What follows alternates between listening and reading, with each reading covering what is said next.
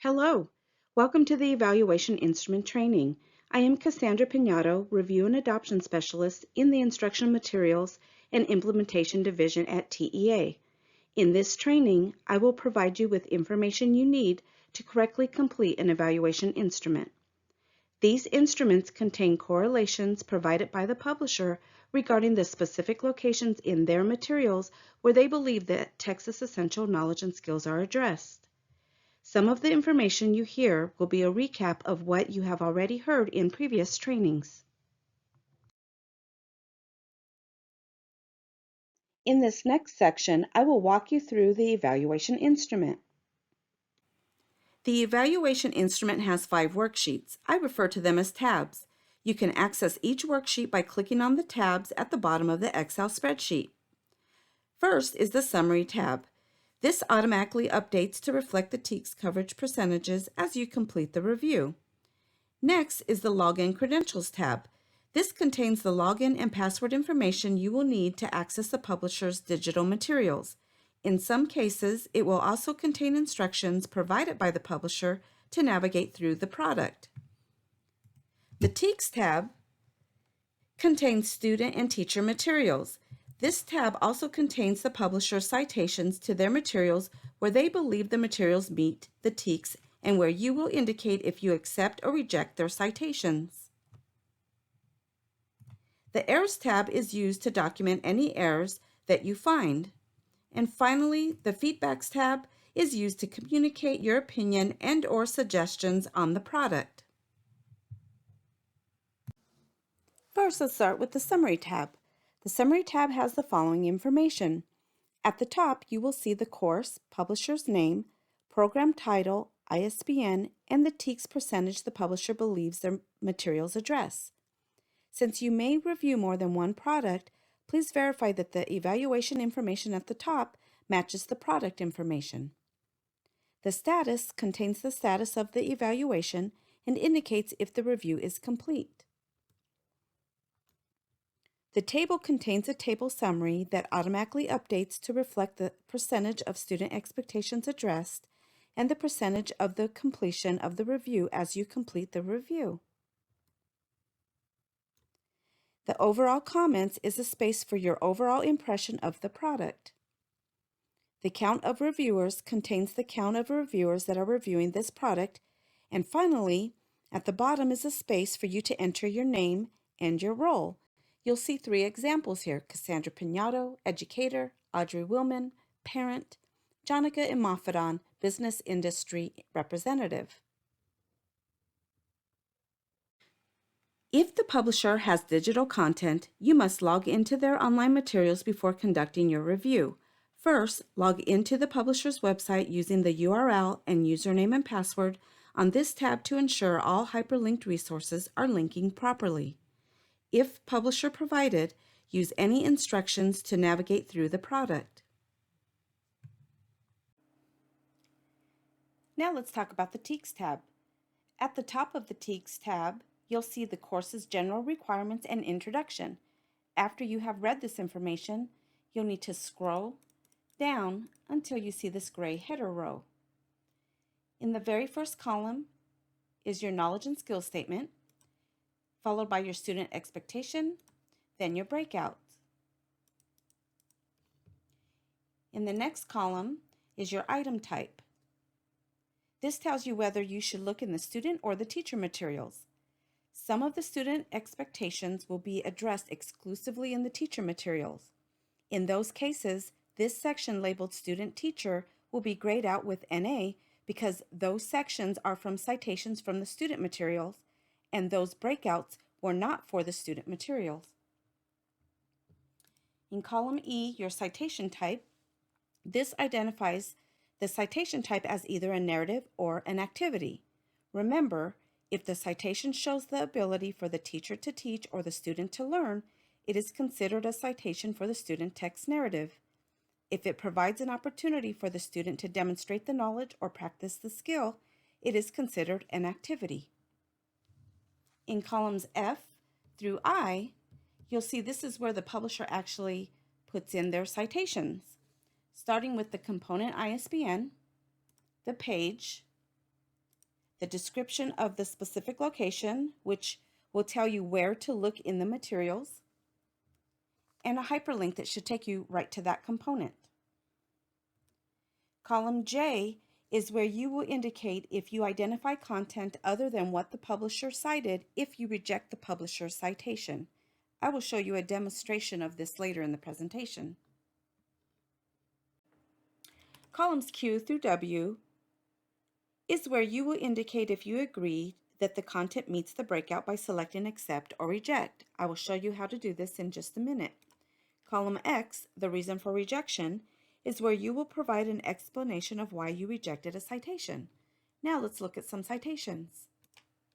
The publisher may have provided up to 10 citations per breakout, 5 of those that only require a citation to the teacher materials. The first 5 rows, or in the white rows, say student teacher. The publisher can only cite content from the student materials in these rows. However, they also say teacher because the teacher uses both the student and the teacher materials in the classroom.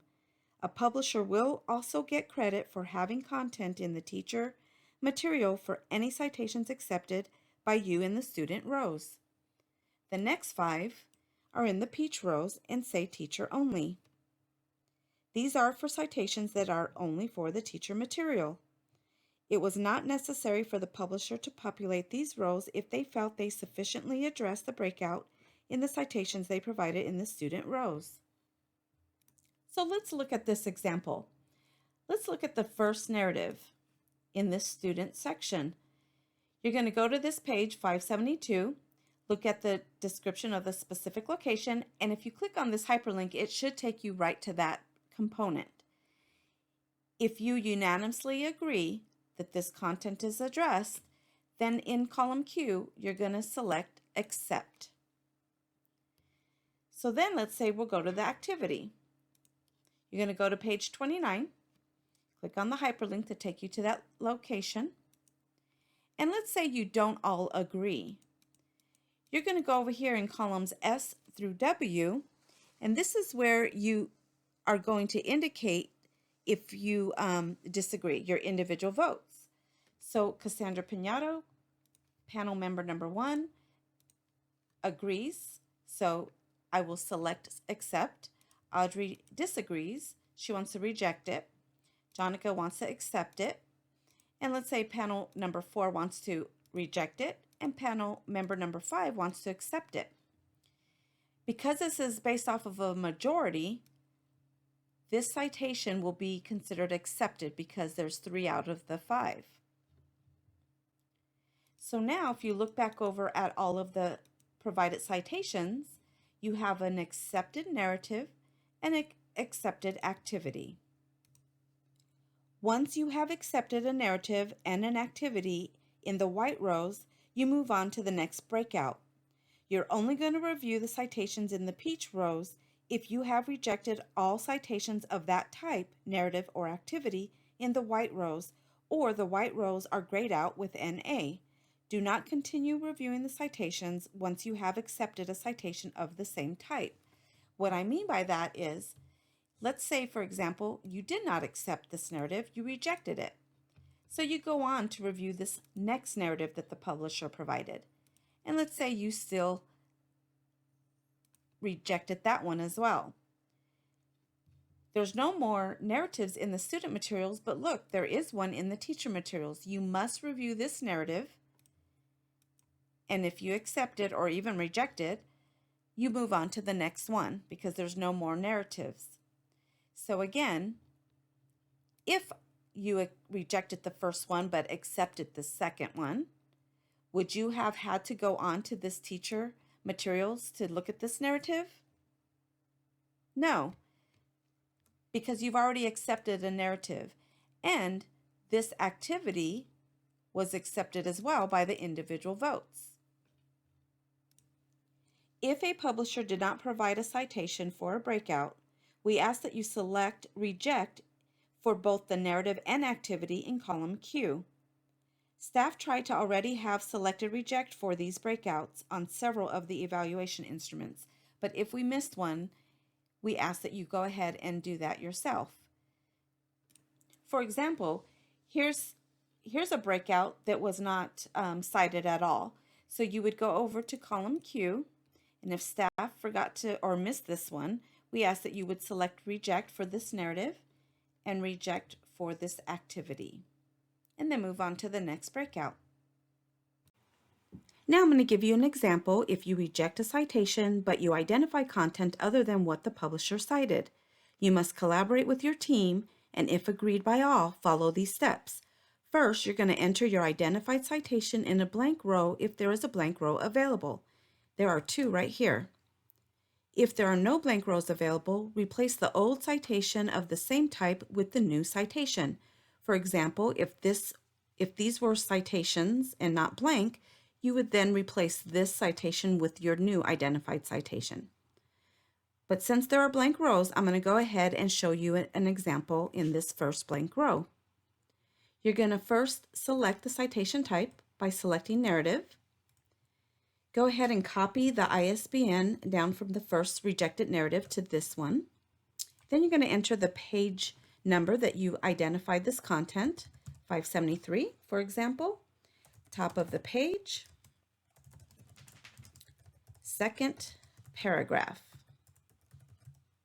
Don't worry about a hyperlink. And in column J, you're going to identify that this is your citation by selecting SRP citation. In column Q, you're going to select accept. Now you have an accepted narrative and an accepted activity. If you find that the publisher has an error in their citation, for example, let's say that this says page 28, but you go to review page 28, but you look at their description of their specific location, it clearly says page 29, and their hyperlink says page 29. You see that this was an error. Go ahead and change it to 29. Now let's take a look at the Errors tab. The Errors tab is used to document any errors that you find, including significant grammatical or punctuation errors that impede student learning. Errors do not include omissions. Publishers are required to correct all factual errors prior to making them available for the student to use. You are going to provide adequate information to identify the location of the error in columns A through F. You can copy over the information the publisher provided on the Teaks tab. In column F, fully describe the error. Be very specific. Select accept in column Q if you all agree this is an error, or in your designated columns if you disagree. So in this example here, I already have some listed, but let's say we found a new one. So I'm going to go over here and I'm going to copy the ISBN. I'm going to paste it here. I'm going to indicate if this was the student materials, which it was, or the teacher materials, but it says the student.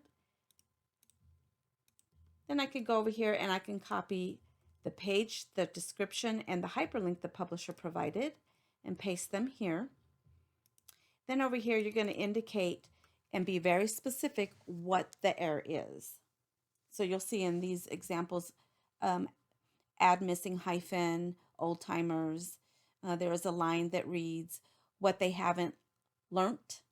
It should say what they haven't learned, that type of thing.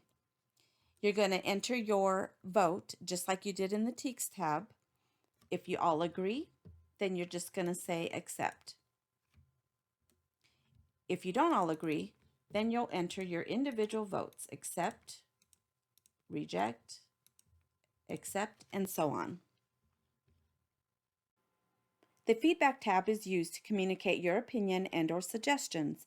Publishers are not required to respond to the panel's feedback, but they often do.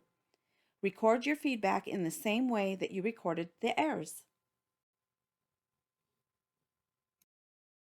Remember, reviewers must accept a citation if it provides one of the following: an opportunity for the teacher to teach the knowledge or skill in the material intended for the teacher, an opportunity for the student to learn the knowledge or skill in the material intended for the student or teacher, or an opportunity for the student to demonstrate the knowledge or practice the skill in the material intended for the student or teacher use. Again, When the publishers created their correlations, they indicated the percentage of student expectations they believe their materials address. If you accept the citations for at least 75% of the student expectations the publisher thought their materials cover, the publisher may provide new content or new citations to meet the percentage they indicated on their correlations. If you do not accept the citations for at least 75% of the student expectations the publisher thought their materials cover, the publisher cannot submit new content or new citations for consideration. However, the publisher can request a second review by another team. The publisher has 24 hours to request a second review. Now let's go over some review logistics. You may reach out to TEA staff during office hours throughout the week if you have any questions. For example, a specific question for a publisher regarding the materials you are reviewing. You can reach out to your team members to collaborate and discuss the products you are reviewing. Or if you feel the need to have a meeting with the publisher, TEA staff will facilitate this meeting. You may not, however, reach out to the publisher directly or discuss your review or the materials you are reviewing with anyone outside this meeting. This includes posting on social media. Now let's recap what you learned. A citation must be accepted if it provides an opportunity for the teacher to teach the knowledge or skill in the materials intended for the teacher, an opportunity for the student to learn the knowledge or skill in the materials intended for the student or teacher, or an opportunity for the student to demonstrate the knowledge or practice the skill in the material intended for the student or teacher. Each student expectation must be met at least twice in the components intended for the student use and twice in the components intended for the teacher's use. Remember, if the citation shows the ability for the teacher to teach or the student to learn, it is considered a citation for the student text narrative. If it provides an opportunity for the student to demonstrate the knowledge or practice the skill, it is considered an activity. Once you accept a narrative or an activity in the white rows, move on to the next breakout. Only review the citations in the peach rows if you have rejected all citations of that type, narrative or activity, in the white rows, or if the white rows are grayed out with NA. Do not continue reviewing citations once you have accepted a citation of the same type. If you have questions or need assistance, please email review.adoption@tea.texas.gov or submit an instructional materials and implementation division help desk ticket. You can find this information in the upper right corner of our website. Thank you for your service on this review panel. I look forward to meeting you and seeing your faces.